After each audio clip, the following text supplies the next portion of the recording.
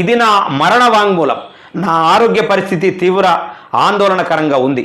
ట్రీట్మెంట్కు కూడా డబ్బులు లేవు. తెలంగాణ ఉద్యమంలో రాజీనామా చేసిన డిఎస్పి నళిని బహిరంగ లేఖ. ఆమెకు ఆరోగ్య పరిస్థితి బాగలేదు. ఆమెకు ట్రీట్మెంట్ చేపియాలా? ఈ దొంగలు 5,700 కోట్లు మాఫీ చేయించుడు కాదు, తెలంగాణ ఉద్యమంలో తన పదవిని తృణప్రాయంగా వదిలేసి ఆమె ఉద్యమంలో కీలకంగా పనిచేసినటువంటి వ్యక్తిని వీళ్ళు పక్కకు పెట్టి ఆరోగ్య పరిస్థితి బాగలేక వాంగ్మూలం, ఇదే నా మరణ వాంగ్మూలం అని రాసినటువంటి ఆమెను అద్భుతమైనటువంటి ట్రీట్మెంటు ప్రభుత్వం దగ్గరుండి చేయించాలి.